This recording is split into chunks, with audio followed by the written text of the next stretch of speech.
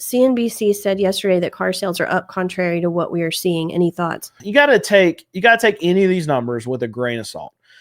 The example that I can give you is last quarter, Ford reported record sales. What? If you look at their day supply of inventory at their dealerships, it's going through the roof. If you go to any Ford dealership across the country, you'll see trucks parked sideways. You'll see trucks parked in storage lots. You'll see trucks parked on the grass.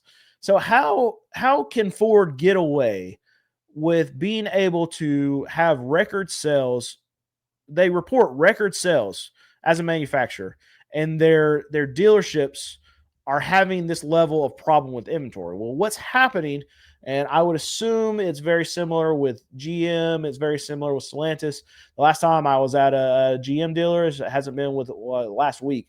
They had a storage lot and they were full of trucks, overflow from their actual lot. So what's happening right now, specifically with Ford, is what I know. I don't know about the other manufacturers. I would assume it's a very similar thing, but with Ford, I know this is happening. Ford is channel stuffing their dealerships. See, whenever Ford reports a sale, it's not a sale to you or me. Their retail customers are not customers of Ford. Ford's customer is its dealerships. They are a wholesaler. So they can pump all these F-150s to their dealerships and then count them as sales, even though that transaction to the actual customer hasn't occurred. Because Ford doesn't care about that. They just want to get their dealerships as many trucks as possible. So what do we know happened over the last few months? There was a big pull forward in demand from fear buying from people trying to get ahead of tariffs. So a lot of these dealerships, they were able to sell a lot of vehicles, a pull forward in demand. And then Ford was then, after that, able to pump a lot of these trucks back to these Ford dealerships. And then what happened at these dealerships? Well, all the buyers that were going to be buyers, they already bought because they were fear buying before the tariffs. And now, over the back end of the summer, a lot of sales dried up. So you can go to a lot of these Ford dealerships. Like I said earlier, trucks sitting everywhere. There are not a lot of buyers right now in the car space. But instead of pulling back on sending a lot of these dealerships trucks, Ford just is keeping on pumping these allocations straight out to these dealerships. And these dealerships, if they want preferred vehicles that they can actually sell, then they have to take these allocations from their distributors, or they're not going to get the preferred vehicles. So what do these dealerships do? They stack them wherever they can. Wherever there's an empty spot, if they have a storage lot, they keep taking these allocations. So that's how Ford can have all of these sales, is because their dealerships are taking the brunt of this weight right now. But at some point, these dealerships turn down allocations, and we're right now at this point because these dealerships, they can't take any more vehicles. There's no other storage lot spaces for them to store any more of these F-150s. And I'm just using this one example here to show how maybe the numbers can say one thing, but the actual reality can be something completely different. Another example that I can tell you about is what CarMax just reported. Their stock dropped 20% in one day. Over the last year, their stock's down 47%. If we're having record sales, if we're having sales that are continuously going up, why is their stock price going down so much? The car market is not good. It's not a good place. And even CarMax said in their earnings report that it's challenging right now. And what we experienced over the last couple of quarters was some pull forward in demand from a lot of tariff buy. And this is the same thing we're seeing on the used car side, we're seeing on the new car side, and now is when everything dries up. And these manufacturers are going to have a very hard time in the next 1 to 2 to 3 quarters fabricating a lot of these. Fabricating is the wrong word. I still want to say it, but they are actual sales, but they're actual sales to the dealerships. But they're going to have a difficult time coming up with these sales in the upcoming quarters, and we're going to start seeing a lot of softness. So just any of these numbers you see, you got to make sure you take it with a grain of salt. Another place that you have to really watch for data, whether it's the data that they want you to see or the data that is actually true, is big companies like Manheim, because they benefit off of more transactions happening. They benefit from prices of vehicles staying really high. but the stuff that you're seeing is only the sold units. So there can be a lot of units that aren't actually selling through these auctions, that would bring prices down, as far as like MMRs, the actual market prices of the vehicles. But those prices of what car dealers are willing to bid on cars, they're not getting reported. Only the ones that are getting sold. So, so a lot of this data you have to take with a grain of salt. You have to really dig in and see why the numbers say what they actually say. And right now, car market, if you're seeing some reports of it saying everything's fine, everything's good, just look at some of the facts that have broke lately, with share prices, with used car dealerships going under. Tricolor had 65 dealership locations; they went bankrupt.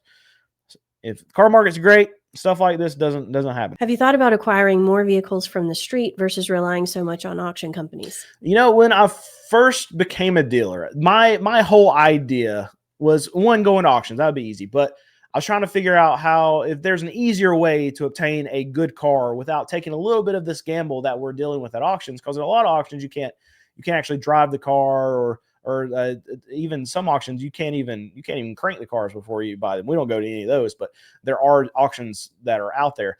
So I was trying to figure out, okay, how can I make this easier? Well, I can look on Craigslist, or I can look on Facebook, and I can find a car that I think is still somewhat reasonably priced. I can go check out the car at the person's house, drive it, know it's good before I actually purchase it.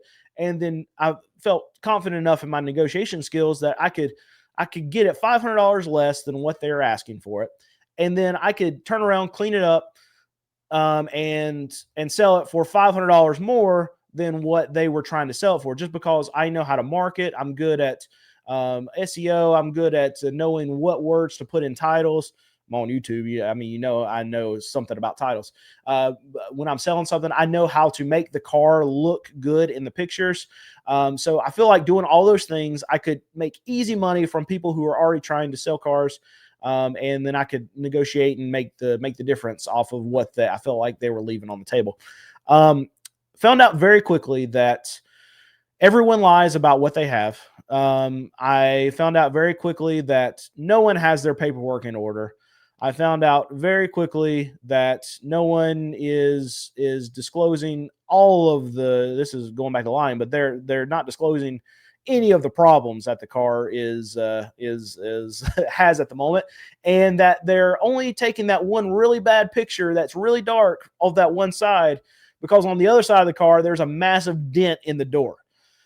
So it turns out that we just ended up wasting a ton of time going and looking at these cars. And I think out of maybe the 7, 8, or 8 cars that we actually went and looked at, we bought one truck. So that was 14 years ago. So we learned our lesson very quickly. So even that one truck that I bought, I ended up making money on it. I got a good deal on it, but shouldn't even bought that one. No, that's not an option for us. You got to think about we go to auctions and there's hundreds and hundreds and hundreds of vehicles all sitting in this one place. So we can buy 10 cars in the span of an hour and a half at one auction.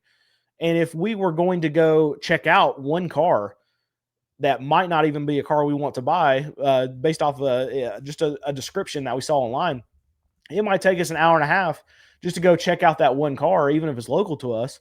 And then we still might not even buy it. So it makes no sense for us to go check out this one car off this one ad when we can spend that time going to an auction and looking at hundreds of cars that are in one area. Would you buy a 2002 Toyota Camry with over 350,000 miles? I don't have a price, but if you would buy it, what would you potentially pay? Okay. I can answer this and then tell you a little story about something I just about bought the other day. That's what I was hoping. Yeah. So we've bought Toyota Camrys with 300,000 miles. I think the highest mileage car we've ever bought was right at 300,000 miles, and it was a Toyota Camry.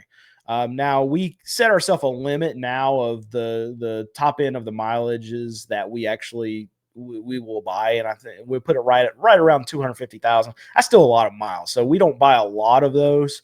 It has got to be dirt cheap, like something we can sell for like $1,500 and just get somebody that needs a car for just a little bit of time. And so it's very rare that we buy something with that many miles. But a 2002 Toyota Camry, 350,000 miles, I don't want to pay more than probably, I was going to say $600 or $700, but you probably like $1,000. And the thing about this car is if you check it out and it seems to drive good and transmission's fun and it's got decent oil in it and no big leaks or anything like that, it's going to be rare to have all of that on a 350,000 mile car. But if there's any car that would be able to check off all those boxes, it's going to be this 2002 Toyota Camry, specifically if it's a 4-cylinder. So $1,000, and that $1,000 car, it could last you another year or 2 years, and you could get yourself into the next financial situation that you're looking for, and be able to upgrade a car just because you put money back because you're driving on borrowed time as it is with this 2002 Toyota Camry. But just yesterday, I went to an auction and I tried to buy a Toyota Sienna, and it had 389,000 miles. I wasn't buying it to sell it on my lot. I'm not trying to do that. But I wanted to buy it to make a video about it on YouTube, to be able to drive it around and say, hey, is a 400,000 mile car even a viable solution for your car needs, especially if you can buy it cheap. And I bid it up to $300. So that's what I was willing to pay for this Sienna. I think it was like a 2001 or 2002 Sienna. And 389,000 miles. And they came back and said they needed $600 for it. So I'm not paying that for it. But I would pay $400 for it. So there's that was my line in the sand on this Sienna. It was $400. It was a 2001 or 2002, and it had 389,000 miles. So that, if that gives you any kind of reference point for you to buy this 2002 Toyota Camry, that's what I would have paid, and probably a very similar price for me at auction for a Camry that's got that many miles. I'd say $600-ish all in is probably my max on something like that.